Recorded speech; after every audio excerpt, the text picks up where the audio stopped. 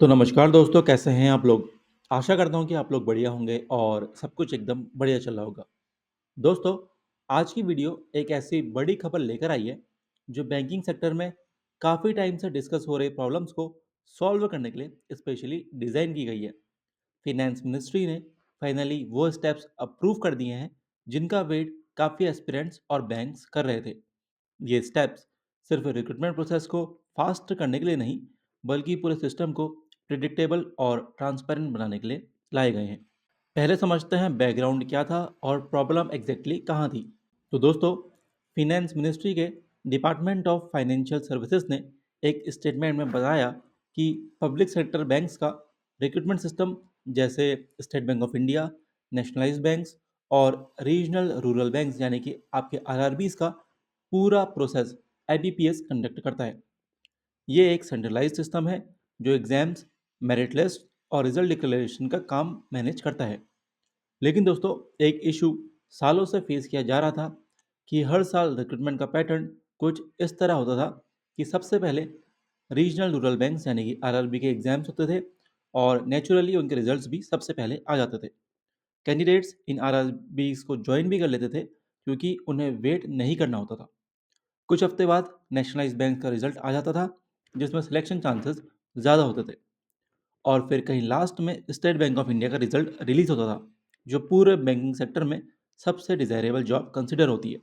अब दोस्तों, इस प्रोसेस के कारण एक बार कैंडिडेट ज्वाइन तो करता था आरआरबी में, लेकिन जैसे ही नेशनलाइज्ड बैंक का रिजल्ट आता था, वो वहाँ शिफ्ट हो जाता था।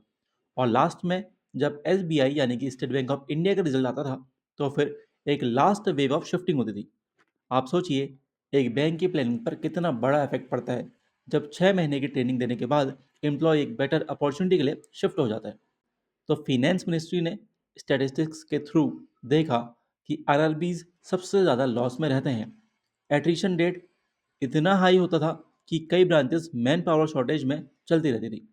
इस वजह से ऑपरेशन स्लो हो जाते थे, वर्कलोड बढ़ जाता था और सर्विस क्वालिटी भी इम्पैक्ट होती थी। बैंक्स और एस्पिरेंट्स दोनों के फीडबैक को सुनकर मिनिस्ट्री ने इंडियन बैंक्स एसोसिएशन के साथ बैठक की। उन्होंने पूरी प्रोसेस को स्टेप बाय स्टेप स्टडी किया और एक कंक्लूजन पर पहुंच गए कि जब तक रिजल्ट का ऑर्डर लॉजिकल नहीं बनेगा, तब तक शिफ्टिंग स्टॉप नहीं होगी। इसलिए उन्होंने एक नया फ्रेमवर्क इंट्रोड्यूस किया है, जो अब से फॉलो किया जाएगा। ये फ्रेमवर्क रिक्रूटमेंट इकोसिस्टम का फ्लो बिल्कुल रिजर्व कर देता है। अब रिजल्ट डिक्लेरेशन का सीक्वेंस कुछ इस तरह होगा। सबसे पहले डिक्लेरेशन होगा स्टेट बैंक ऑफ इंडिया का। जब एसबीआई का रिजल्ट सबसे पहले आएगा, तो एस्पिरेंट्स को डायरेक्ट क्लैरिटी मिल जाएगी कि उनका सबसे टॉप चॉइस क्या है। उसके बाद रिजल्ट रिलीज होंगे नेशनलाइज्ड बैंक्स के। इस टाइम तक काफ़ी कैंडिडेट्स अपना डिसीजन फाइनलाइज कर चुके होंगे और शिफ्टिंग का स्कोप काफ़ी कम हो जाएगा। और सबसे लास्ट में आएगा रीजनल रूरल बैंक का रिजल्ट। इस न्यू ऑर्डर का सबसे बड़ा बेनिफिट ये होगा कि अब आरआरबीज को लास्ट मोमेंट एडिशन का प्रेशर नहीं फील होगा। अब ये ऑर्डर सिर्फ ऑफिशियल लेवल पर नहीं, बल्कि क्लैरिकल लेवल पर भी सेम तरह से फॉलो किया जाएगा। यानी पूरा रिक्रूटमेंट सिस्टम एक डिफाइंड फ्लो में ऑपरेट करेगा, जिससे एस्पिरेंट्स और बैंक्स दोनों के लिए प्रोसेस स्मूदर हो जाएगी। अब दोस्तों, फाइनेंस मिनिस्ट्री के अकॉर्डिंग इस प्लान्ड सीक्वेंस से कैंडिडेट्स को इन्फॉर्म डिसीजंस लेने में हेल्प मिलेगी। जब उनके सामने एक क्लियर टाइमलाइन होगी, तो वो बिना किसी कन्फ्यूजन के, बिना किसी स्ट्रेस के अपने ऑप्शंस चूज कर पाएंगे। ये स्टेबिलिटी बैंकिंग सेक्टर के लिए भी एक स्ट्रॉन्ग एडवांटेज बनेगी। बैंक्स को अपने वर्कफोर्स की प्लानिंग पहले से ज़्यादा ऑर्गेनाइज वे में करने का मौका मिलेगा। इसके साथ ही एट्रिशन रेट में शार्प रिडक्शन एक्सपेक्टेड है। आप सोचिए, किसी भी बैंक के लिए ये कितना इंपॉर्टेंट होता है कि उनके ट्रेंड एम्प्लॉयज़ साल भर शिफ्ट ना हो। जब एट्रिशन कम होगा, तो ट्रेनिंग कॉस्ट सेव होगी, सर्विस क्वालिटी इंप्रूव होगी और कस्टमर्स को भी बेटर एक्सपीरियंस मिलेगा। ये डिसीजन लॉन्ग टर्म में रिक्रूटमेंट इकोसिस्टम को स्ट्रॉन्गर बनाएगा। एग्जाम प्रोसेस और रिजल्ट डिक्लेरेशन दोनों फास्टर होंगे। ट्रांसपेरेंसी और अकाउंटेबिलिटी दोनों बढ़ेंगे। आईबीपीएस सिस्टम में भी क्लैरिटी इंक्रीज होगी कि किस स्टेज पर किसका रिजल्ट आएगा। दोस्तों, ये अपडेट एस्पिरेंट्स के लिए एक फ्रेश होप की तरह है। आप लोगों को अब एग्ज़ाम्स के बाद लंबी वेट नहीं करनी पड़ेगी।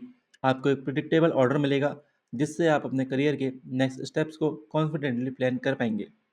बैंकिंग जॉब्स के लिए कंपटीशन भी अब एक ऑर्गेनाइज्ड फॉर्म में चलेगा, जिससे प्रिपरेशन प्लानिंग में भी क्लैरिटी मिलेगी। इस नए फ्रेमवर्क का इम्पैक्ट अपकमिंग रिक्रूटमेंट साइकिल्स में क्लियरली दिखाई देगा। हमारा बैंकिंग सेक्टर हमेशा से एक स्ट्रॉन्ग पिलर रहा है और इस डिसीजन से रिक्रूटमेंट सिस्टम और स्टेबल और फ्यूचर रेडी बन जाएगा। आप लोग बताओ, आपको ये डिसीजन कैसा लगा? क्या ये नए चेंजेस एस्पिरेंट्स के लिए हेल्पफुल होंगे? अपना फीडबैक कमेंट में ज़रूर शेयर करें। मिलूंगा आपसे एक और शानदार और धमाकेदार वीडियो में। अभी लेता हूँ अलविदा, तब तक के लिए धन्यवाद।